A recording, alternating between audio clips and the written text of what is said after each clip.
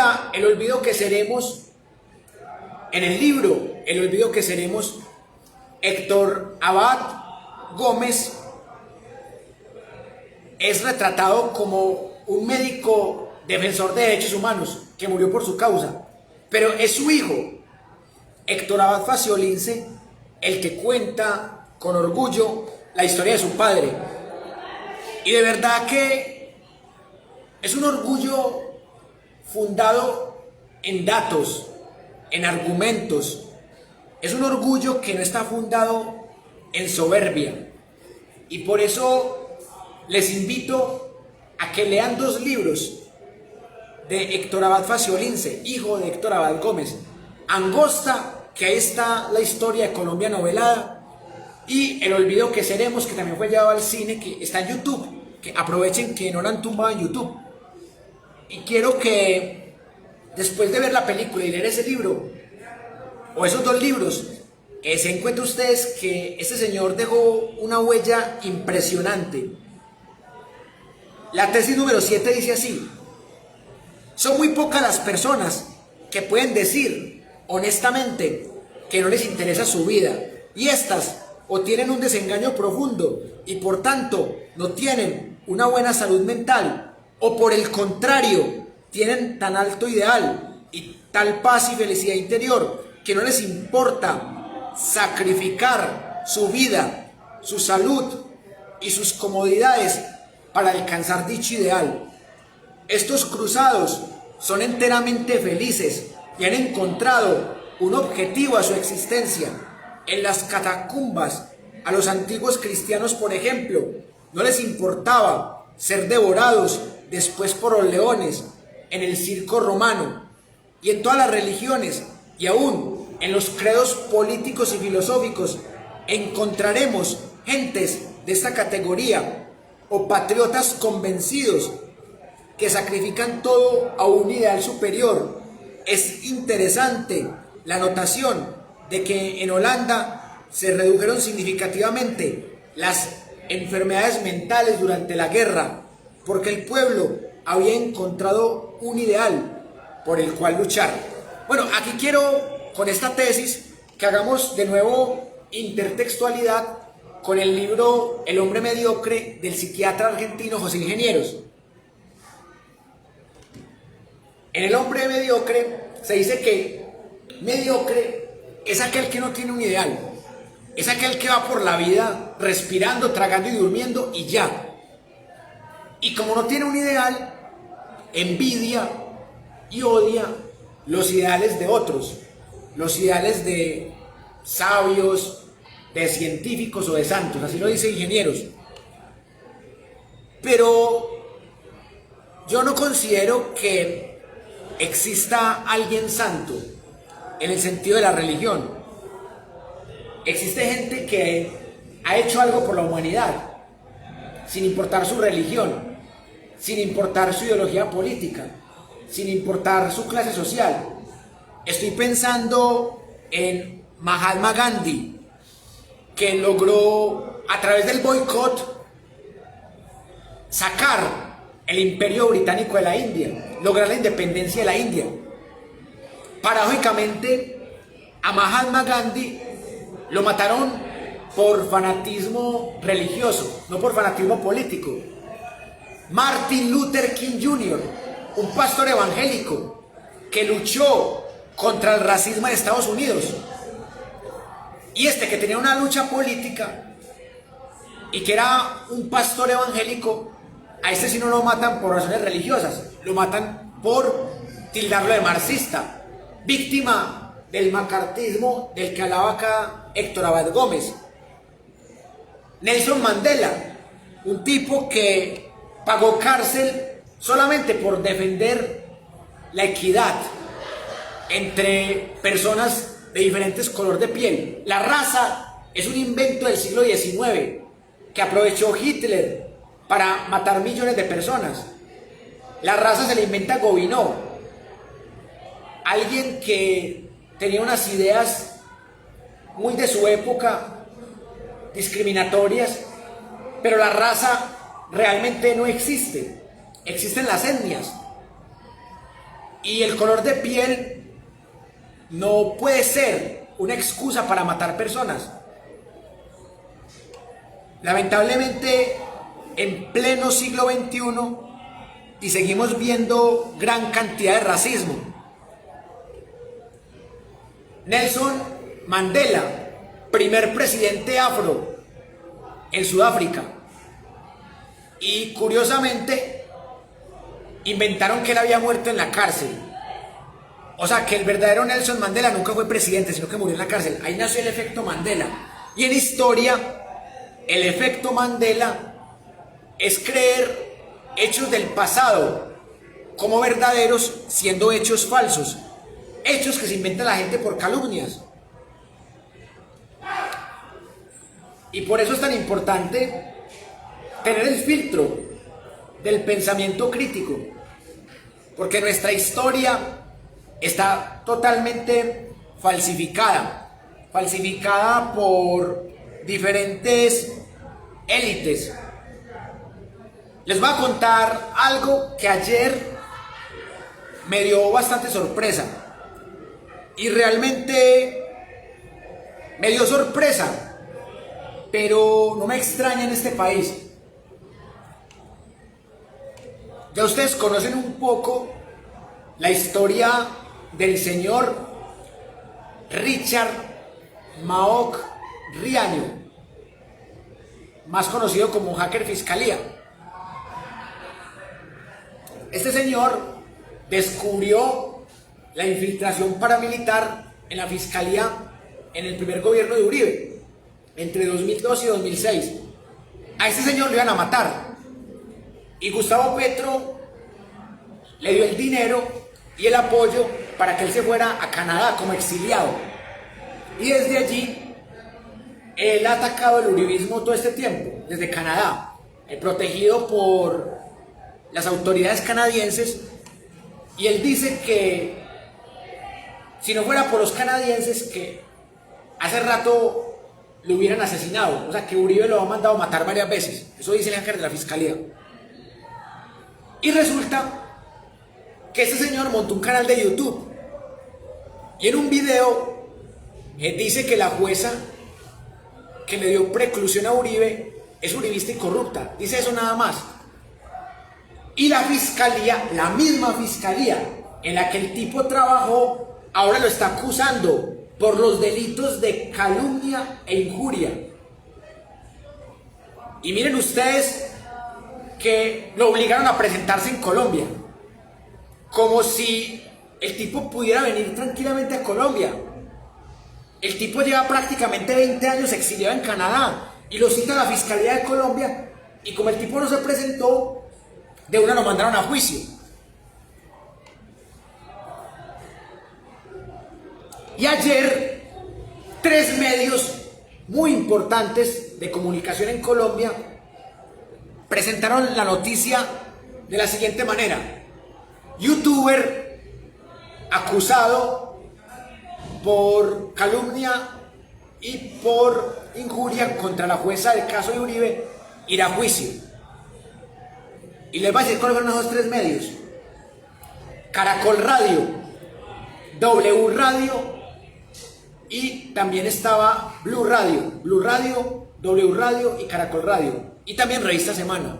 Se me olvidaba ese. Esos 4 medios lo definieron como un youtuber, pero ninguno fue capaz de recordar que él es youtuber hace muy poquito tiempo. O sea, él es youtuber hace 2, 3 años.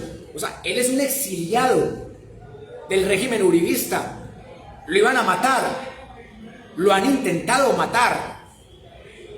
Pero cuando es un régimen como el venezolano, ahí sí son críticos. Cuando es un exiliado de Chávez, o de Maduro, o de Fidel Castro, ahí sí llaman las cosas por su nombre. Dicen el exiliado del régimen cubano, el exiliado del régimen venezolano. Ahí sí dicen el exiliado. Pero usted lee la noticia y no tiene historia, no tiene verdad.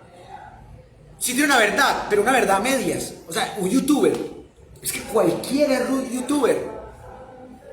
Hasta yo que tengo 5.400 seguidores nada más, pues tengo apenas 5.400 suscriptores, dicen que yo soy youtuber. O sea, a cualquiera le dicen youtuber, así tenga muchos o poquitos seguidores. Entonces, en vez de decir que es un exiliado y que no pudo venir porque está exiliado y que la institución que lo mandó a juicio es la misma institución en la que él trabajó, desde la misma institución que él denunció el paramilitarismo que estaba metido con Uribe, dicen que es un simple youtuber. Nada. Entonces, alguien que no vive esa época que ha engañado. Alguien que tenga 20, 25 años, que en esa época estuviera bebé o que no hubiera nacido, se queda sin información. Y por eso digo que en Colombia hay un régimen desinformativo impresionante. Pero lo más divertido de todo es que estos medios que han sido pro gobierno ahora van a ser oposición. Y vamos a ver cómo van a seguir actuando estos medios desde el 7 de agosto, lo cual puede ser bueno para lo poquito que queda de democracia en Colombia. Que estos medios le hagan control político a Petro es bueno.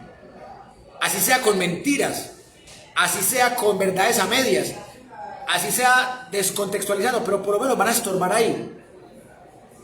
Vamos a ver cómo van a actuar estos medios con el gobierno de Petro. Dice la octava tesis: lo que pensamos hoy es el resultado de muchos siglos de evolución histórica que ha traído cambios a nuestras instituciones, a nuestros modos de vida y por tanto a nuestro modo de pensar. Se ha dicho que no vivimos como pensamos, sino que pensamos como vivimos. El pensamiento ha evolucionado de acuerdo con la manera como viven los hombres y en cierto sentido también los hombres van cambiando su modo de vida de acuerdo con lo que van creyendo. En la disputa filosófica de si el hombre es un producto de su sociedad o la sociedad es un producto del hombre, es evidente que los dos extremos aportan gran parte de la verdad, como siempre. Las grandes ideas y las grandes verdades siempre son el resultado del aporte en común de dos grandes ideas o de dos aparentemente grandes verdades, contradictorias entre sí. La humanidad se ha debatido siempre en una continua lucha de extremos, encontrando para su avance las síntesis fecundas. Y remata diciendo: una cultura en la cual se acepte que así a veces actuamos emocionalmente, esto se debe a los traumas, a los prejuicios y a la ignorancia acumulada, no solo en la niñez de cada individuo, sino en la niñez de la raza humana, en la intercomunicación, el intercambio de ideas, la rapidez del transporte, los cada vez más mejores medios de comunicación, irán formando una cultura universal única que hará que nos comprendamos todos más fácilmente y que vayamos llegando a síntesis aceptables para toda la humanidad. Esta es una predicción apenas lógica si las cosas siguen desarrollándose como hasta ahora, a menos que una absurda tragedia atómica detenga, quién sabe por cuántos miles de años, la evolución actual de la humanidad. Tengo unas divergencias con esa octava tesis de Héctor Abad Gómez, porque él era muy optimista en esa tesis.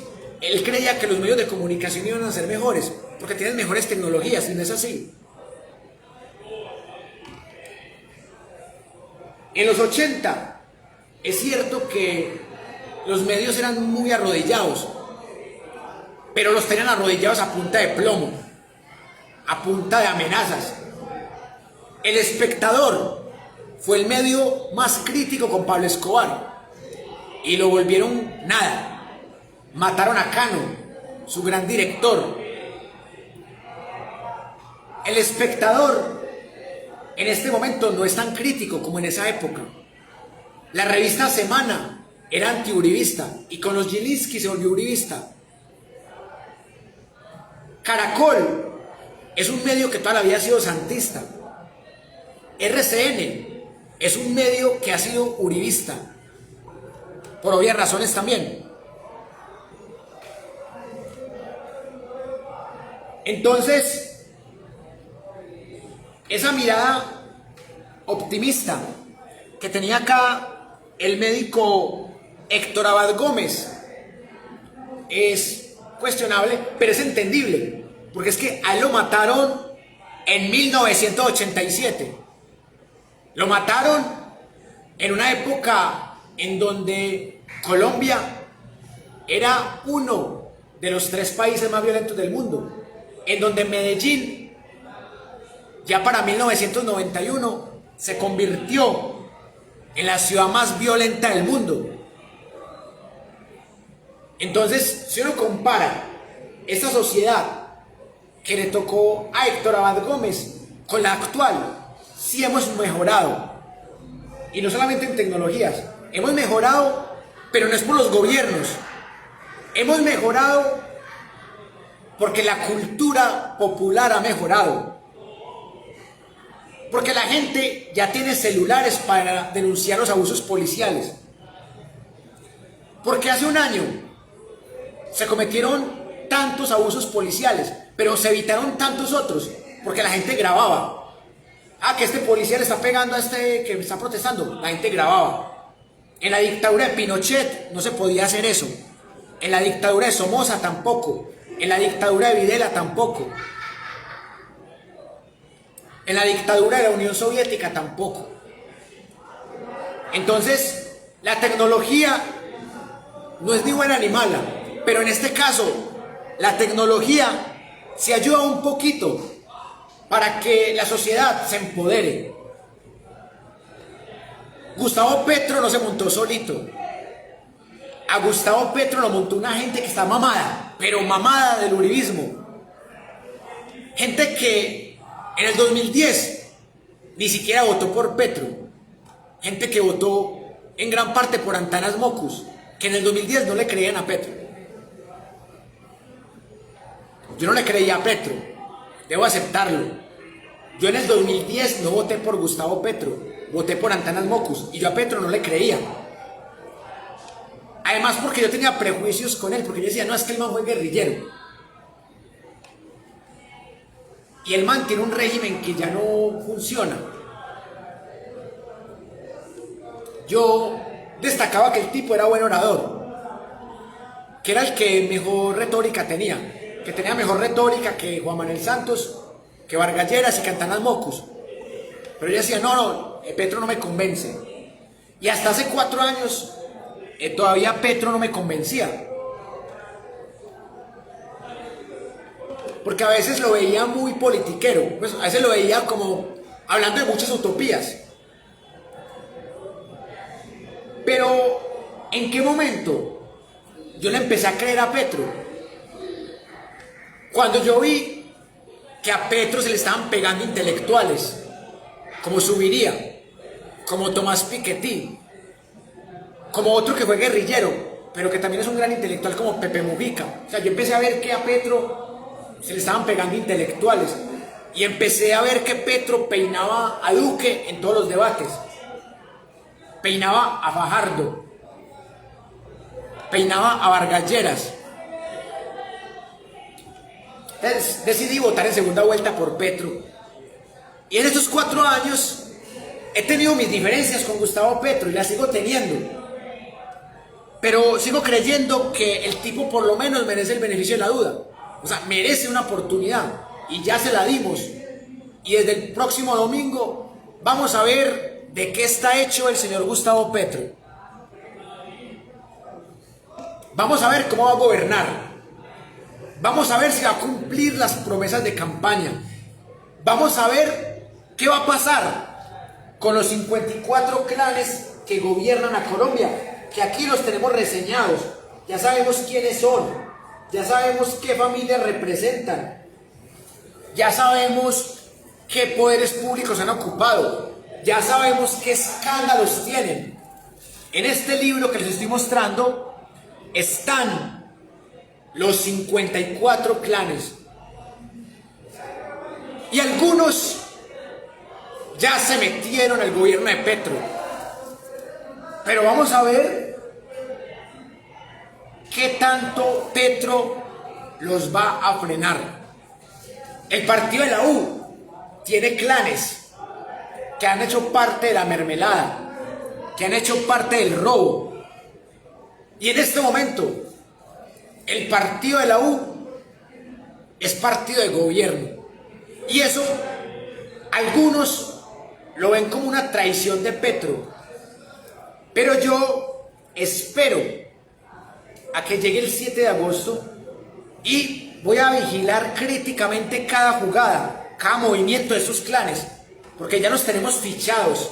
O sea, ya sabemos quiénes son, ya sabemos qué puestos han tenido, ya sabemos qué escándalos tienen, porque estamos informados, no porque tengamos internet o porque tengamos un celular de alta o baja gama, es porque sabemos quiénes son los que se han robado la plata en el país, los que han tenido vínculos con grupos armados ilegales, los que han ordenado asesinar a los líderes sociales. O sea, ya sabemos que el 80% de los líderes sociales han sido asesinados por sicarios. Esos sicarios no trabajan gratis, esos sí son mercenarios. Esos sicarios fueron pagados por alguien. Y un grupo armado ilegal, sea guerrilla, sea paramilitares o sea una banda criminal, no necesita pagar sicarios, porque ya tiene gente que es capaz de matar. Entonces, ya sabemos todo lo que está detrás de la guerra.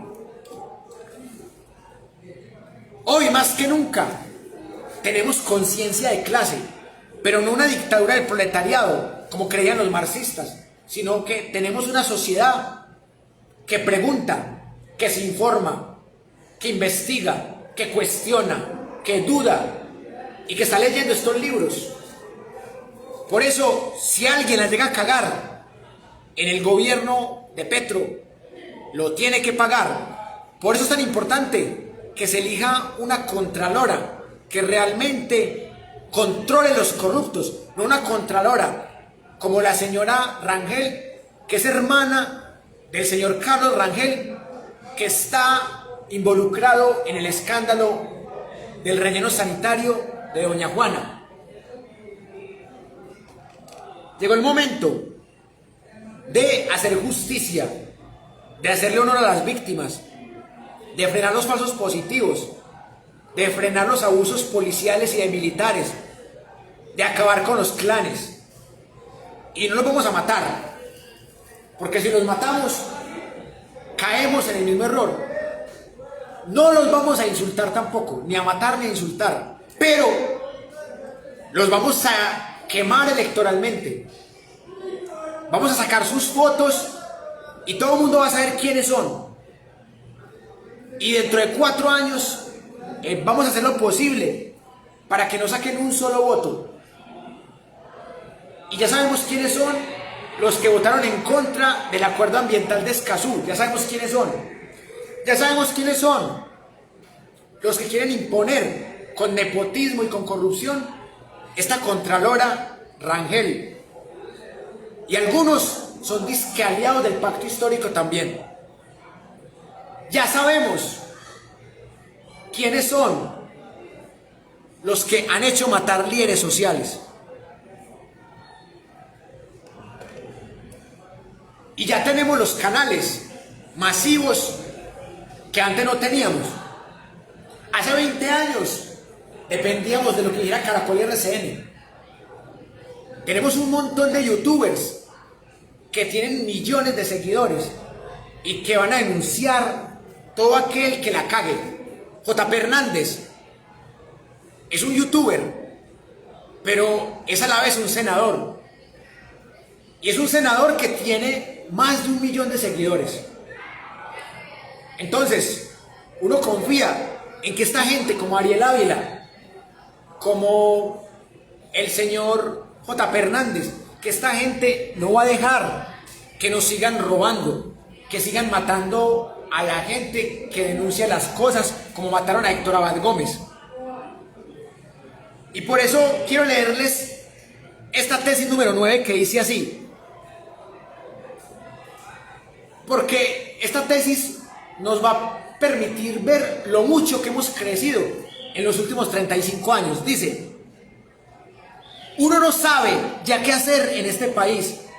Cuando pensábamos que los violentos y los enemigos de la paz nos iban a conceder alguna tregua, los asesinatos selectivos y los incendios provocados intencionalmente estremecen las más dormidas y apáticas conciencias. ¿Hasta cuándo?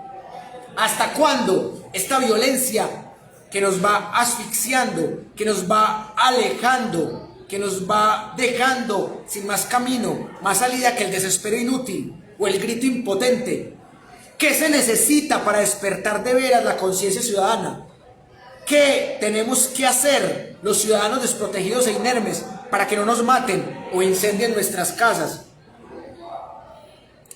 Contra todas estas fuerzas tienen que levantarse el pueblo colombiano, a rodear un presidente bien intencionado, discreto, sereno, más amigo de los hechos que de las palabras. No podrán acallarnos a todos, no podrán silenciarnos a todos. El valor y la honradez que pretenden destruir a sangre y fuego se impondrán finalmente en este país y en el mundo entero, a pesar de la violencia y el crimen. Bueno, Héctor Abad Gómez no alcanzó a conocer a Gustavo Petro. Sería interesante que Héctor Abad Gómez estuviera vivo, así fuera un hombre con casi 100 años, pero que estuviera vivo y que nos dijera qué piensa de Petro. Porque miren, a él lo mataron en 1987, cuando el presidente era Virgilio Barco, y veníamos de la presidencia de Belisario, y él soñaba un presidente distinto. O sea, él soñaba un presidente del pueblo, él soñaba un presidente que acabara con los asesinatos selectivos contra la población civil. Gaviria no fue ese presidente, Samper tampoco, Pastrana menos, Uribe menos, Santos lo intentó pero tampoco lo logró, y Duque nada. O sea, Duque no hizo nada por los líderes sociales, por las masacres selectivas. El Clan del Golfo manejaba a Duque con este dedito, y por eso están matando policías todos los días, porque este gobierno no fue capaz con el Clan del Golfo. Sobre Petro no sabemos. Seríamos muy ingenuos en creer que Petro es un salvador, un mesías, o que Petro es el presidente que soñaba Héctor Abad Gómez. Pero tampoco para ser tan negativos, de decir, no, es que Petro ya es igualito a los demás. No sabemos. Vamos a esperar 4 años, y en el transcurso de esos 4 años vamos a ver Petro con qué nos sale. Y por último, ya para que nos vamos para la casa, quiero compartirles la tesis número 10 de este interesante libro, que dice así: en la escuela de medicina aprendemos mucho sobre la vida de los parásitos, de las bacterias y de los hongos, y muy poco sobre la vida de los hombres, sujetos a quienes nos hemos dedicado a salvar vidas sin preguntarnos por qué ni para qué. Asumimos que toda vida humana es valiosa y creemos contribuir al bienestar humano general, salvando la mayor cantidad de vidas que podamos y previniendo toda muerte prevenible. ¿Qué hemos conseguido con esto? Aumentar la cantidad de vidas humanas sin preguntarnos por su calidad. Ya es tiempo de que los médicos dejemos la vieja dicotomía que consiste en creer que siempre la vida es buena y la muerte es mala, y la reemplacemos por un análisis más científico y a fondo del problema vida-muerte humanas, para que tengamos más clara nuestra tarea. No debemos seguir creyendo que nuestra misión es salvar vidas, sino que debemos integrarnos dentro de una concepción más amplia de nuestro mundo y mirar el problema desde el punto de vista más general y social. ¿Cuál es el significado de la vida humana sobre la tierra? ¿Para qué vivimos? He aquí 2 preguntas básicas que debemos saber contestarnos antes de seguir viviendo y actuando, inconsciente o ciegamente, como agentes de la vida humana porque sí, como defensores de la vida misma por sí. Y remata diciendo: antes las preocupaciones eran otras, se reducían a preocupaciones egoístas, de familia, de clan o de parroquia, si mucho, a preocupaciones nacionales.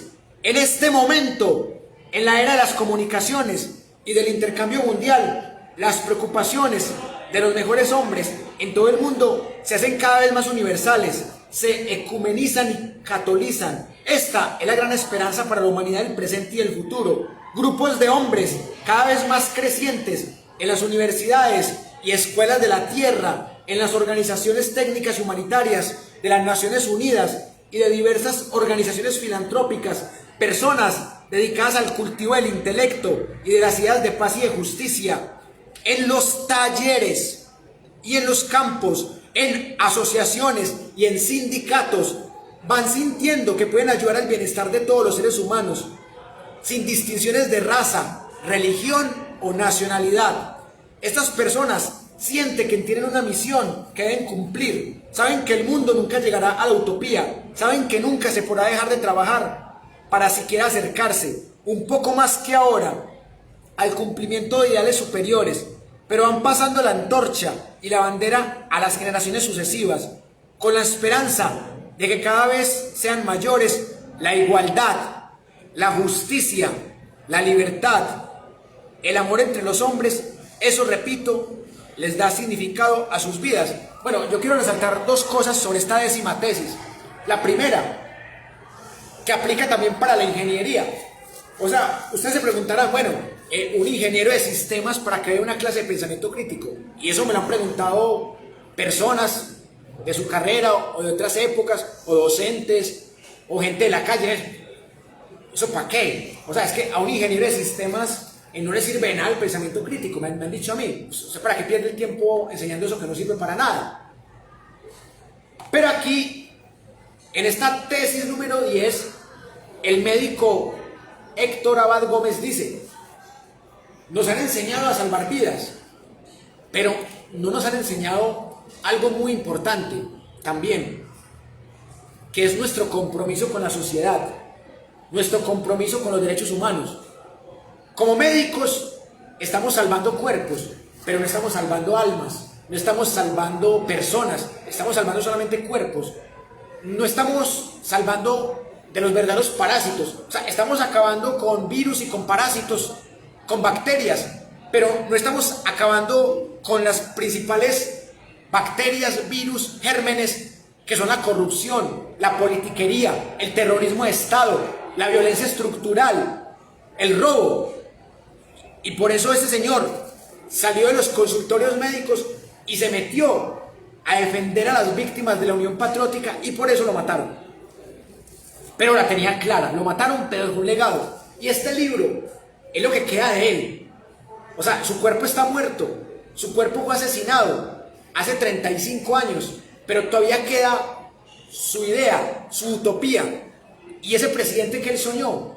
Ojalá que llegue pronto, y ojalá que Petro tenga algo de ese presidente que él soñó para Colombia, ese presidente del pueblo, ese presidente que realmente defienda a los menos favorecidos, pero que sea justo con todos, ese presidente que vele por los derechos humanos, para que entienda lo que hay detrás de la guerra, para que entienda quiénes y por qué los matan, y para que entienda cuáles son las 54 familias que inexorablemente hay que sacar del poder.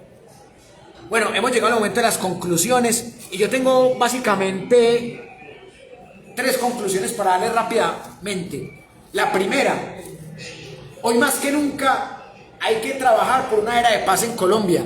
Hay que trabajar por una sociedad más democrática en lo político, más incluyente en lo social, más equitativa en lo económico y más sostenible en lo ambiental. Segunda conclusión: hoy más que nunca hay que hacer pedagogía en las calles.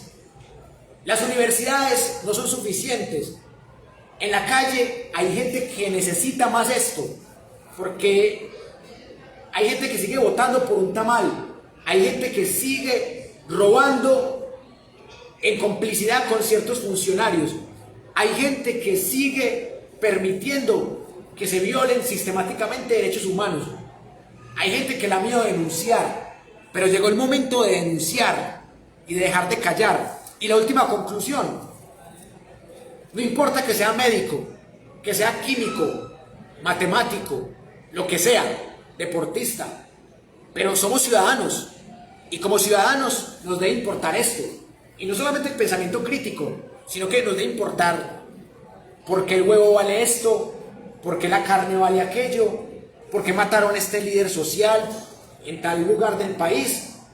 ¿Por qué el 80% son sicarios los que los matan? ¿Quién está dando la orden de matarlos? ¿Por qué los falsos positivos siguen impunes? ¿Por qué los bonos Carrasquilla siguen impunes? ¿Por qué la política se quedó impune? ¿Por qué la reforma tributaria debe ser para los más ricos y no para los más pobres como la de Carrasquilla? Y lo más importante, porque hoy más que nunca es importante compartir con nuestras familias, con nuestros amigos, estas grandes tesis del médico defensor de derechos humanos asesinado Héctor Abad Gómez. Muchas gracias por su atención. Nos vemos en la clase del próximo viernes para que sigamos discutiendo estas tesis de pensamiento crítico y de la forma de resolver temas en nuestro país. Nos vemos el próximo viernes. Gracias por todo.